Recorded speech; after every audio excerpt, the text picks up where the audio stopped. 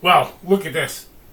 Look like a mess, don't I? But hey, summer is cranking. Summer is getting going here. We are so excited, so excited. I got so much stuff. The baby fawns are coming out in droves. Uh, Little pipe and plover, little side story we'll be telling during this adventure. The butterflies are coming. Monarch's getting a little strong. Woo! We are into the insects. We're into the birds. We're into the baby dares. The only thing that has let me down is, and hasn't really let me down, is the ospreys. The opening there, of course, is one that dives down. Beautiful, beautiful always see, but no fish involved. And of course, like I think I mentioned in the last video, I don't have any chicks in my area of the marsh, so it's just forcing me to get out a little early into different spots. And the other week we played with the bullfrogs, so we're pretty excited. Everything's going good. Very happy, happy, happy, happy. So I don't know if I can do this in one episode. I may change the format a little bit with me just narrating, doing my best David Attenborough impression. We'll see. We'll see. I don't know where I am right now. I really don't. Thanks for tuning in. Well, as the spring has produced at least this one Baltimore Oreo fledgling, you will actually see the female later on, the mother. Certainly very exciting to see all the newborn birds, that have made it through the spring. They're hatching and they're fledging. Of course, fledging does not take a long time. Most species, it's within 9 to 15 days they're out flying on their own. And this one got lucky. It was born near this white mulberry tree and was able to, harvest its first mulberries in its first week of life on the prowl by itself, feeding itself. There's the mom, of course, a little bit more yellower. You'll see. Very, very great to see. And this is part of nature. When something comes into bloom, you keep your eye on it. Berry trees. Certain birds will be feeding on it. Weeks ago, I've had robins and the catbirds and the cedar waxwings in this tree, along with a few of the adult orioles, but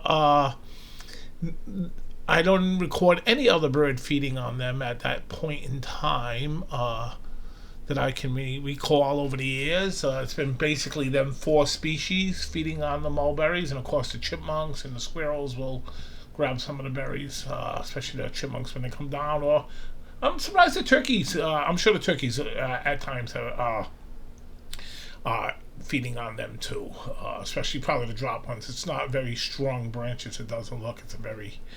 So maybe the turkeys just don't get up in the tree and feed on them as well.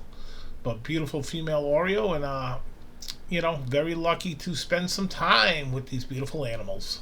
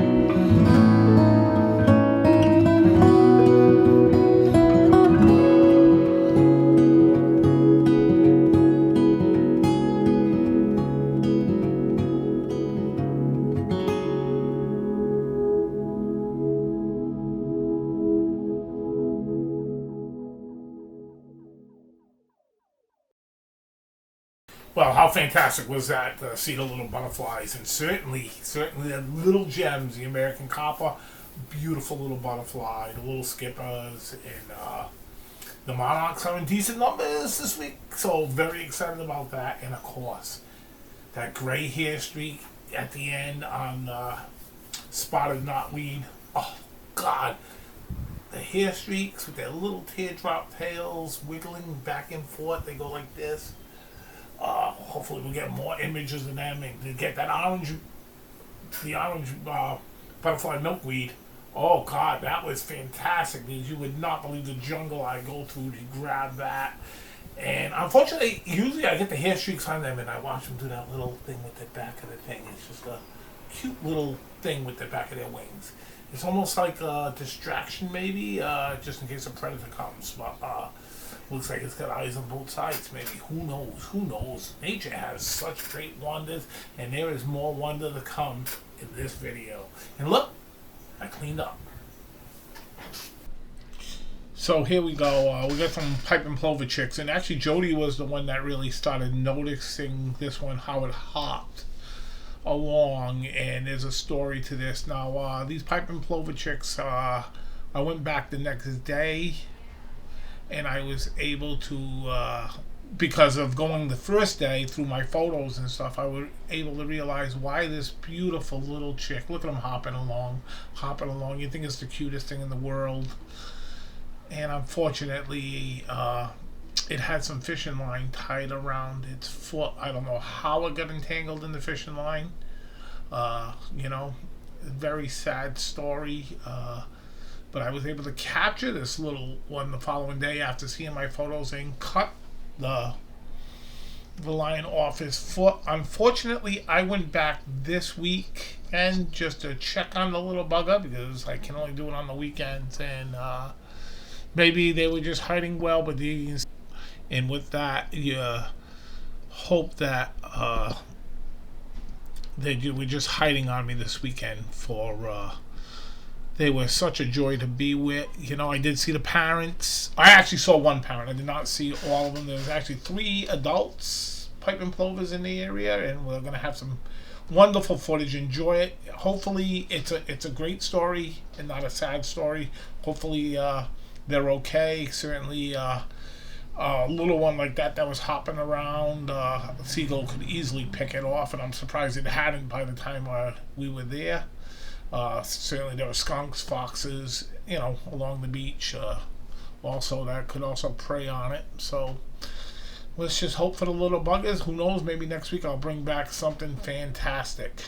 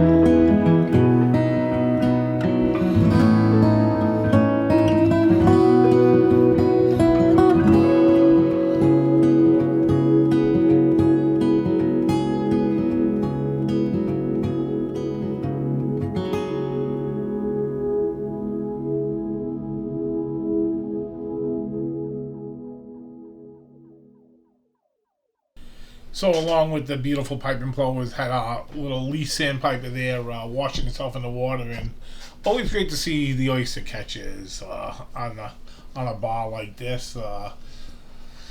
Oh, just the oyster catch is such magnificent. A little far away for some really good photography, but such a wonderful bird. And then I had this beautiful mourning dove in, perfect with the very low profile, cruising along the rocks there, just picking. One of those is just so beautiful. And next we'll go to the highlight of the weekend. Two highlights actually, for me.